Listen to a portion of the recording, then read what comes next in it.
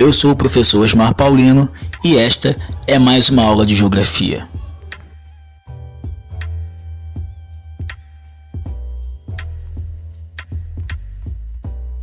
Sou Osmar Paulino. Hoje nós vamos falar uma aula do 7º ano sobre migrações. Então acho que é importante primeiro nós termos em mente o que é migração, né? Migração nada mais é do que o deslocamento de pessoas de um lado de um território para o outro território. E esse fenômeno ele não é recente, esse fenômeno ele é muito antigo. Por exemplo, é sabido que os primeiros homens sapiens surgiram no continente africano. E de alguma maneira eles conseguiram se deslocar tanto para a Europa até chegarem aqui na América, por exemplo. E esse fenômeno de deslocamento é justamente a migração. Existem alguns tipos de migração. O mais importante nesse momento é entender que emigração e imigração são coisas que se diferem, apesar de pertencerem à mesma família de fenômenos.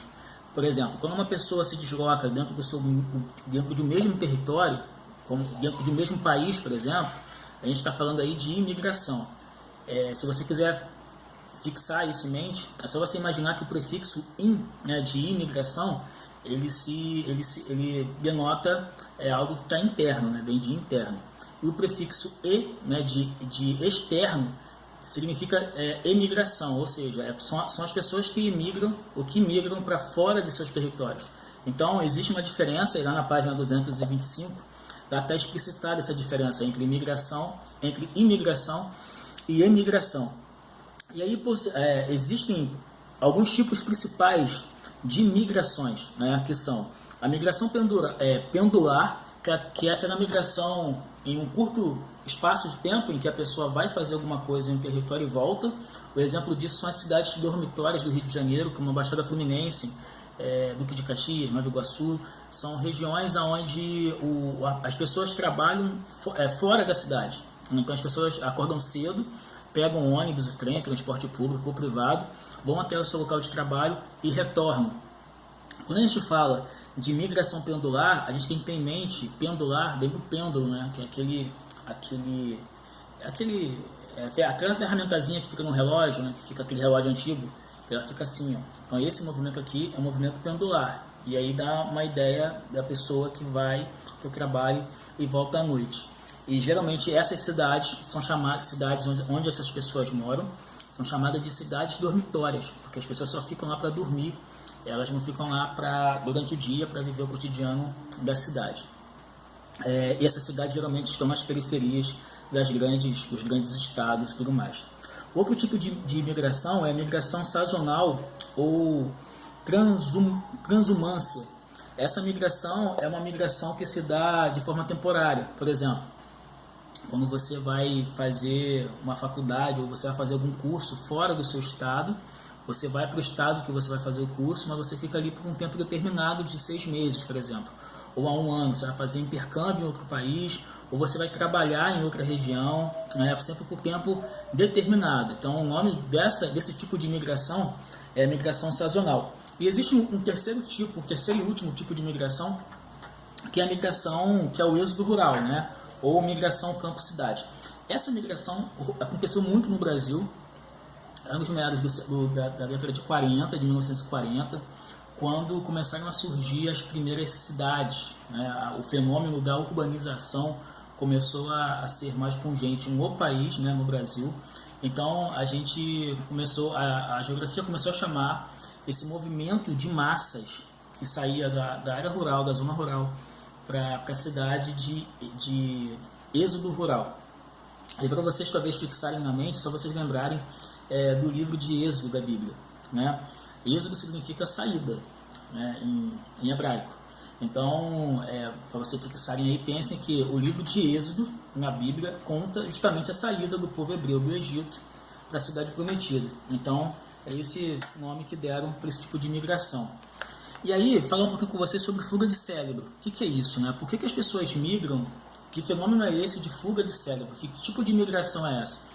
Fuga de cérebro é um nome dado para a migração de pessoas notórias, com saber notório, realmente pesquisadores, artistas, que vão viver em outros territórios, em outros países, em busca de melhores condições de vida. que significa isso? Significa que a pessoa mora num país onde aquele país não dá para ela condições suficientes ou para desenvolver o trabalho dela, a pesquisa dela ou a arte dela, e ela vai procurar essas condições em outros países. E esses países para onde elas vão geralmente são países de primeiro mundo, chamados de países de primeiro mundo ou países desenvolvidos, geralmente no hemisfério norte, na Europa, na Ásia e na América do Norte.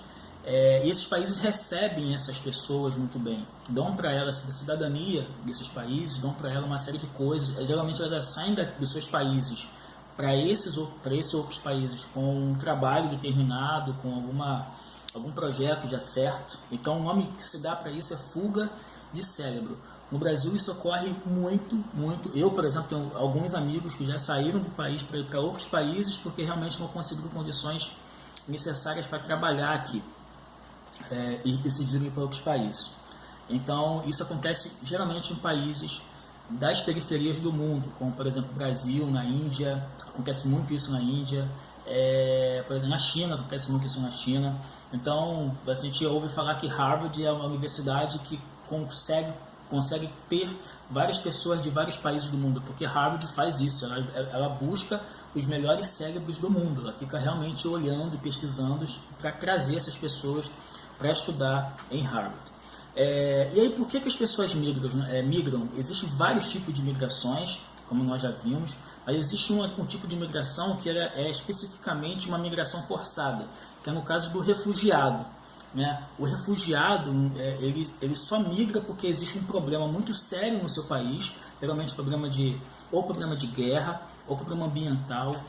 O fato é que ele está fugindo, ele é um refugiado. O Brasil, por exemplo, ele recebe muito bem os refugiados. Né? O Brasil tem essa característica, isso é de muitos anos. O Brasil recebeu italianos, o Brasil já recebeu os árabes. A rua do Saara, por exemplo, é constituída, no centro do Rio, onde vende várias coisas, é constituída na sua grande maioria por árabes, porque realmente chegaram no Brasil e o Brasil recebeu muito bem essas pessoas. Hoje no mundo existe problemas gigantes em várias áreas do planeta, de guerra, por exemplo, ou de falta de comida, de alimentação, e existe um movimento de refugiados em direção a outros países da Europa, por exemplo, da Ásia ou da América do Norte. O que está acontecendo é que esses países da Europa, por exemplo, estão se fechando para essas pessoas. Então, existem cenas horrorosas que rodam pela internet, por exemplo, de uma criança, de um bebê morto numa praia, se não me engano, na Alemanha. Porque as pessoas, como não conseguem sair dos seus países de forma legal e ir para outros países, elas acabam pegando transportes secundários. Então elas querem atravessar um oceano com um barquinho, por exemplo. Então várias mortes acontecem no meio nesse trajeto, vários acidentes acontecem nesse trajeto, o que é muito perigoso. Então a aula é essa, ficamos por aqui. Resolva o exercício do livro, leiam o livro e até a próxima aula. Abraço.